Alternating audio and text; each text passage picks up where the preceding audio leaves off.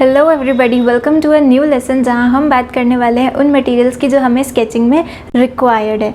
As we have already discussed about the pencil, so let's discuss about other materials that are used. Number 1, erasers. Generally हम erasers को हमारी mistake hide करने के लिए use नहीं करते हैं, हम उससे टेक्सचर्स क्रिएट कर सकते हैं। मार्केट में different types of erasers available हैं, जैसे needed eraser. Needed eraser clay की तरह होता है, अगर आप उससे चाहें तो डिफरेंट शेप्स में भी मोल्ड कर सकते हैं। उसका काम ये होता है कि अगर आपने कहीं डार्क टोन क्रिएट कर दिया है तो वो उस डार्क टोन को एब्जॉर्ब करके थोड़ा सा लाइट कर दे, या फिर आप चाहें तो उसे पतला सा शेप देकर उसमें डॉट टेक्सचर भी क्रिएट कर सकते हैं।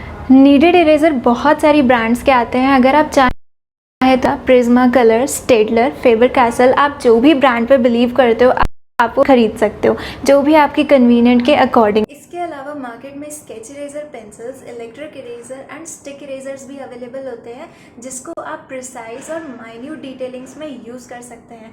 अगर आपको ऐसा लगता है कि आपको बहुत बारीक एरियाज में इरेज करना है तो आप इन रबर्स को यूज़ करके उस पर्टिकुलर एरिया में इरेज कर सकते हैं। Number 2, drawing and sketching papers. Do you know what is GSM? GSM is gram per square metre. जितना ज़्यादा GSM होता है शीट का, उतना ज़्यादा आपका शीट थिकर और हैवियर होता है। ये क्यों ज़रूरी है? क्योंकि अगर हम बार बार शीट पर इरेज करते हैं तो शीट का टेक्सचर ख़राब हो जाता है। तो शीट जितना ज़्यादा हैवियर और थिकर होगा, जितना ज़्यादा GSM का होगा, उतना ही उसका टेक्सचर अच्छा होगा। तो अगर आप पेंसिल से कांस्टेंट प्रेशर भी अप्लाई करते हो तो आपकी शीट का टेक्सचर रूइन नहीं होता है।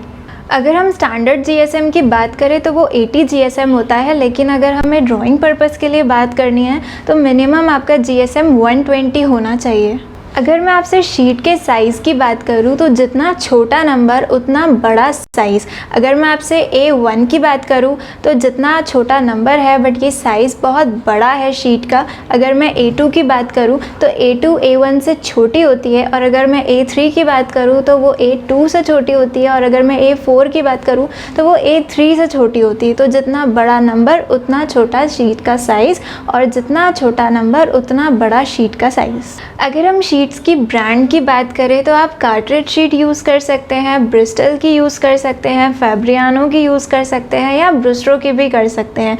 बिगनिंग पर्पस के लिए अगर आपको यूज़ करना है फॉर प्रैक्टिसिंग तो आप कार्ट्रिज शीट ले सकते हैं। Number 3, blending tools. अगर मैं ब्लेंडिंग टूल्स की बात करूँ तो बेसिकली ब्लेंडिंग टूल्स हमारी मदद करते हैं कि हम हमारे पेंसिल के स्ट्रोक्स को स्मूथ करें। तो उस पर्पस के लिए आप एक टिश्यू पेपर यूज़ कर सकते हैं। अगर हमें लार्ज एरिया में ब्लेंडिंग करनी है, ज़्यादा एरिया में ब्लेंडिंग करनी है, तो आप टिश्यू पेपर को यूज़ करेंगे तो वो बहुत अच्छे हैं। अगर आप स्मॉल एरियाज़ में यूज़ करना चाहते हैं तो पेपर स्टम्प्स आते हैं, अगर हम उन्हें यूज़ करते हैं तो वो माइन्यूट एरियाज़ को स्मूथ करने के लिए बेटर होता है। अगर आप चाहें तो आप पेंटिंग ब्रशेस का भी यूज़ कर सकते हैं। सॉफ्ट फिल्बर्ट ब्रश या फ्लैट राउंड कॉर्नर्ड ब्रश भी आप यूज़ कर सकते हैं। इसके अलावा आपके पास अगर मेकअप ब्रशेस है तो येस, आप मेकअप ब्रशेस को भी यूज़ कर सकते हैं। Number 4, fixative spray. बहुत ज़रूरी होता है जब हमारा स्केच ख़त्म हो जाता है, जब बन जाता है, तब हम उसे हमारी शीट पर यूज़ कर सकते हैं, सो दैट आपका ग्रेफाइट लॉक हो जाए। अगर आप उसे टच भी करें तो आपका ग्रेफाइट इधर से उधर फैले नहीं।